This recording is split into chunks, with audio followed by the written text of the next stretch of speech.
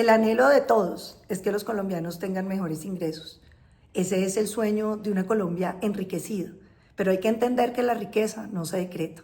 La riqueza se construye entre todos. Esa dupla que son el trabajador y el empresario no son enemigos, como pretende plantearlo el gobierno. No son los empresarios los que se están quedando con la riqueza, dejando empobrecidos a los trabajadores. Esa dupla tiene que funcionar bien para que esa riqueza no sea simplemente un número con el que te paguen, pero que todo luego suba de precio y te alcance para menos o lo mismo que te alcanzaba antes. Para ser sostenible ese incremento de los ingresos de los colombianos, lo que tenemos es que crecer nuestra economía.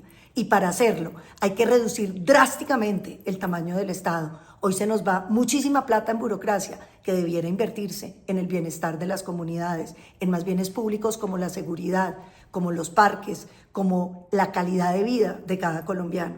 Hoy se nos va muchísima plata en ineficiencias, por eso necesitamos un Estado más ágil, más capaz y con menos plata que se le quede adentro. Al mismo tiempo tenemos los impuestos más altos de toda la región.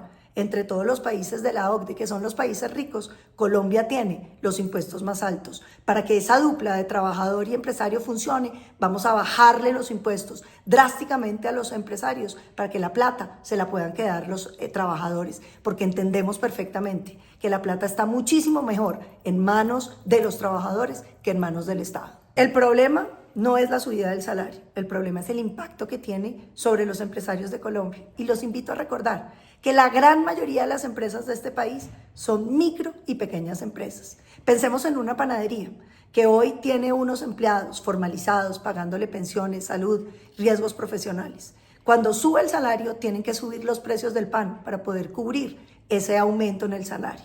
Pero cuando sube el precio del pan, muchos colombianos dejan de comprar pan. Y entonces la panadería se empieza a chiquitar y esto significa que va a despedir muchos de sus empleados o que incluso se puede quebrar y despedirlos a todos o seguramente terminan pagándole menos del salario mínimo o quitándole beneficios, pasándose a la informalidad.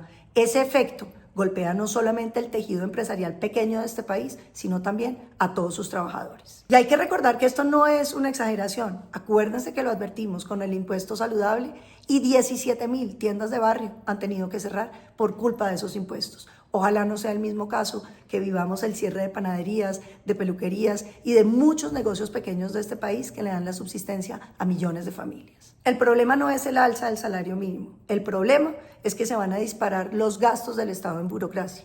Hay que recordar que son pocos funcionarios los que ganan salario mínimo, pero recordemos que todos los altos funcionarios están amarrados al salario de los congresistas y el salario de los congresistas es un número de salarios mínimos, de manera que ese incremento se va a dar en los altísimos funcionarios del Estado. Nos va a costar un montón de plata y la plata que necesitábamos para los colombianos, para los adultos mayores, para los programas de sacar adelante a los ninis, para poder financiar la educación de calidad, se nos va a ir en burocracia. Y sobre todo, pagándole a funcionarios de ya altísimos ingresos, como congresistas, magistrados, procuradores y todos los altos funcionarios del Estado. El problema no es el alza del salario mínimo, es lo que esto le hace a la deuda pensional que tenemos. Para darles un dato, el próximo año vamos a tener que gastar 4.2 billones más en pagar las mismas pensiones y en el 27 ese aumento puede llegar a ser de 9.8, es decir, una reforma tributaria adicional. Y esto sin todavía contabilizar el impacto que va a tener en el Fondo de Garantías de Pensiones Mínimas, que lo es una deuda que vamos a tener que pagar todos los colombianos. El problema no es el alza del salario mínimo, es que muchos de los precios en Colombia están amarrados al salario mínimo. Pensemos, por ejemplo, en la vivienda de los más pobres. Va a subir su precio más o menos en un 10%. Y eso significa que, por ejemplo, para todos los que están en la informalidad, una vivienda se vuelve un sueño mucho más lejano y que el precio de las cosas va a subir en todo lo que estamos comprando. Y como si fuera poco, el problema no es la subida del salario mínimo, sino que como se va a empezar un proceso inflacionario, esto es que los precios suben, el Banco de la República va a tener que subir las tasas de interés. Y esto significa que el crédito para los colombianos también va a subir.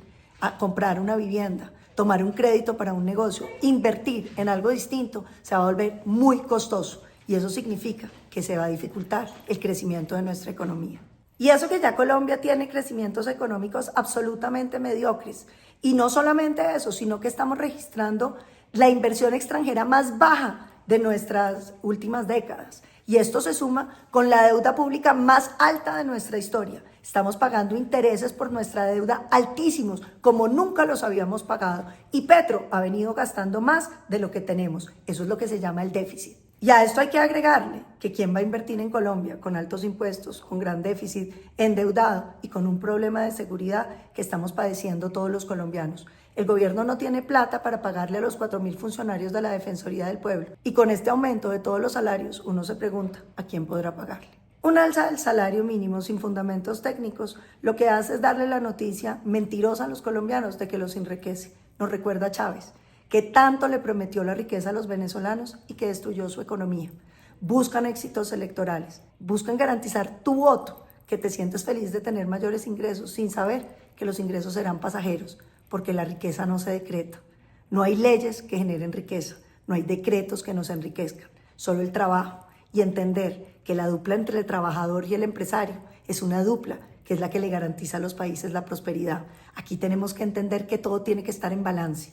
Todos queremos mejores ingresos para los colombianos y para hacerlos realidad hay que pensar en la economía, reducir el Estado, bajar los salarios, dejarle la plata a los trabajadores que están en mejores manos del Estado, buscar que este país pueda generar oportunidades y oportunidades para todos esos colombianos que hoy están en la informalidad, que necesitan crédito, que tenemos que garantizárselo. Como va a estar tan alto, les proponemos subsidiarlos con los recursos del Estado y dar garantías para que el interés salga más barato. Queremos que esos informales también sean parte de esa economía. Siempre nos tapamos un ojo frente a la realidad de los colombianos que están en la informalidad.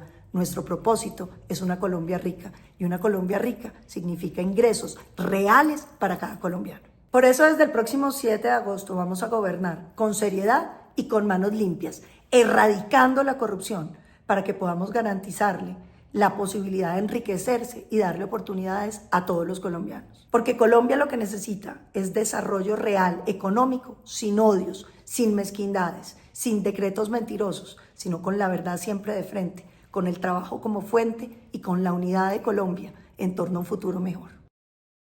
Soy Paloma Valencia y quiero ser la primera mujer presidente de Colombia.